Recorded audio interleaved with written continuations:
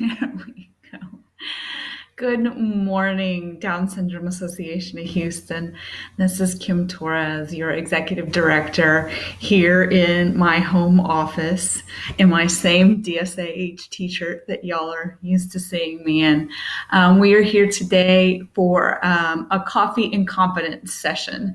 And while I don't drink coffee, I have brought my iced tea so that I can caffeinate with you. We will be holding this session to about 30 minutes. And today's topic is going to be about teaching reading at home. And I'm going to share some great resources I've found. I hope that those of you that join in live will also participate in the conversation via the chat box and share your resources for either teaching reading at home, or in our house, it's more like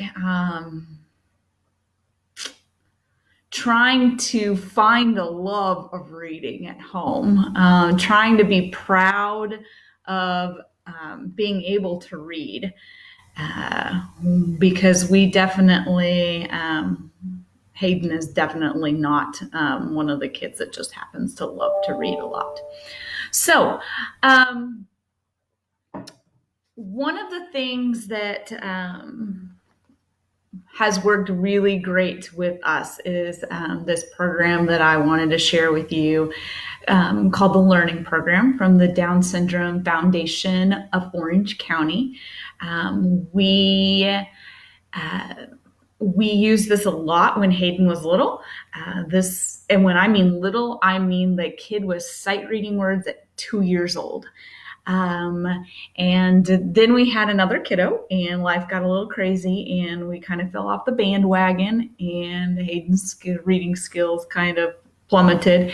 And now we're in third grade, and we're working our way back up again. But I wanted to, I'm seeing here,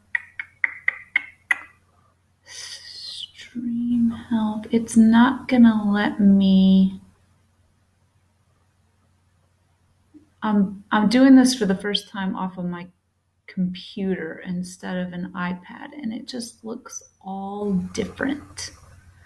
Okay, well, it's not going to let me share my screen, at least not in a manner that I can share it, like without you staring at me for an hour trying to figure it out. So the website that you're going to want to Google is dsfoc.org,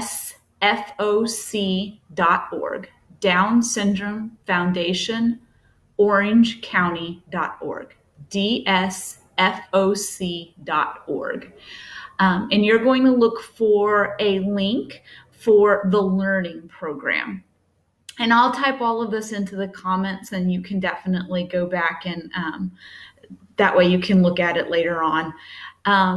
But by far one of the best resources I have found over the years. If you'll see off to the side when you get there, there is books and calendars and counting and math and money, and there's a membership component there. And then there's something called the LP Archive, which is free. Somewhere in there, and they changed it up since I made my account, but somewhere in there you make a free account and you get access to these wonderful, wonderful reading resources, which I'm going to show you a few of them today. You can print them off at home for free. Now you can buy them for $14. I think they were $14 each at home, but I just printed them off for free. So this is what the book looks like. There's a little, let's zoom into their logo up here so you know what you're looking for. But the reason why I loved using these to teach reading at home, and I randomly, the subject we're talking about today happened because a mom messaged me just the other day and give me some resources on reading at home. And these are my favorites. And the reason why is they're very simple. So when you open up to the first page here, you see, I see a table. And there's nothing but a table. There's no fruit on the table. There's no kid hiding under the table. There's no background of a kitchen to distract our kids. It's a simple ICA table. Then you move on to the next page, and it's repetitive, like those same repetitive books that all kids use. ICA chair. Again, big font, big spacing between the words, and a very simple picture. All of these things combine to help our kiddos focus in on the aspect of reading. I don't know about your kiddo, but my kiddo gets extremely distracted by the other things on the page. And therefore, the words are just something that are there. The pictures are more fun a lot of times. So we get lost, and then we can't figure out where we were in the sentence, and then by that time the meaning's gone. So these are very simplistic. All of that distraction is gone. And then it continues on throughout the book, where you will get the same pattern. Oh, that one has a book on the desk. Very clean, simple pictures. And as you get to the end, then you have a keyword list. So they're working on basic sight words like ICA, but they're also working on a little bit more complicated sight words. And one of the things that a wise mom taught me years ago is that our kids with Down syndrome are actually, one of their relative strengths is sight word reading. And so teaching sight words that you wouldn't necessarily teach to a typically developing child. My daughter, I would teach phonics on how to read bull. But for our kids, learning the sight word, just understanding that this combination of letters equals tables, is a relative strength for them. And so Hayden did awesome at this, being able to learn these words. Another thing I'd encourage you to do to help with reading is then take these words, make an extra copy of this page, chop that page up, and stick these words to all of the items in your house. And then that way, every time they look at a table, they also look at TABEL. I can't even spell correctly today. They also look at TABLE. Every time they look at a chair, they also look at CHAIR. And so that they start to realize that that combination of letters is the same thing in essence as the picture. Now, the best part about these books is the back part.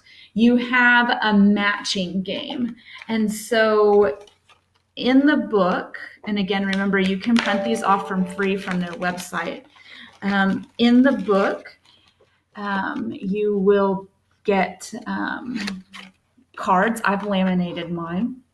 You can buy a laminator at Target for just a couple bucks. So you get the word card and you get the picture cards. And then you get to do some matching. So with your little kiddos, we could just match picture to picture, table to table. Okay. And as they get better at that, then you can go and you can find table and match it to table. Then we get a little bit trickier and we have just our page of words. And again, you can start with the exact match, table to table. And then you can do table to table. Then bringing our fine motor skills into reading, because really and truthfully, following along with the finger is definitely part of reading. Then we can get a marker out and we can draw lines, table to table, chair to chair, couch to couch. And once we realize that you can draw lines to connect the two and we get better at that, then our chart gets a little bit harder. So now we have to find table over here and table over here. So our line needs to be a diagonal. We can do words to words. The words get a little bit trickier. And then at the end of each book, they give you, if you're the super mom out there, they give you some tips to other things you can do in life that relate to this book that would be educational. My kids, both of them, my neurotypically developing child and my kiddo with Down syndrome, absolutely love these books. They would both of them would sit in their closet with a pile of them all around them and read them and then work on the cards. There's something about being able to move these cards between those pages and match it up that was so fulfilling for both of my kids. And in fact, when I went upstairs this morning and wanted to find some of these books that were still put together I had a hard time finding ones where the cards were still in the plastic bag that matched the right book, because they still play with them today at the ages of 9 and 7. And that's when my 7-year-old's reading on like a third grade level. So really, really great resources to help with reading at home. They also have math resources. And same type of thing where you can I see 6 turtles, and there is just 6 turtles. I see 7 ducks. And then you're looking at understanding the numbers, you're looking at understanding the numbers as words, you're looking at matching them up. These are all prerequisite skills to be able to do math and word problems and items like that. Now, their math books do get a little bit more, you can get more advanced than this. This is just the one I happened to find in our bedroom, or my son's bedroom this morning. But if you can't tell, I can't rave any more about these resources. One, they're free. You can print them off at home. You don't even have to go out into public right now. You can get that laminator Amazon to your house, so you don't have to leave your house during our quarantine time. Now obviously you can see I bought a bookbinder as well. Those are relatively cheap online, but all of that stuff is laminating and bookbinding. That's all extras. You can seriously print these off and staple them together with a stapler and use them till they die and then reprint them. It's just great resources for our kids to encourage that self-reading. I don't know about many of y'all, but the reading independently is something that we struggle with. We can read, we don't like to read, and we definitely don't want to go sit down and read by ourselves. So something very simple like this, even though maybe Hayden's reading above and beyond that reading level right now,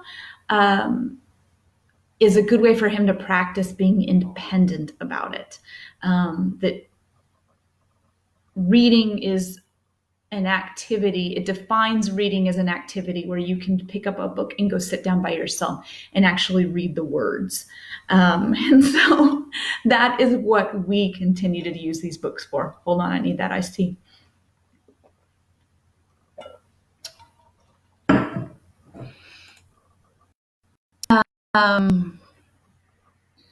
Okay, let's see here.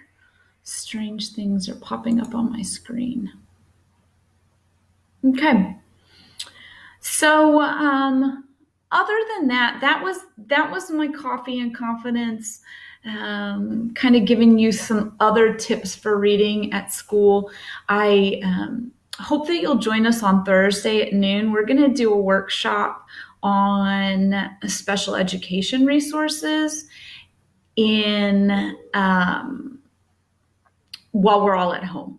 So, what is it that the school has to legally provide you while we're at home? How do you get access to those resources?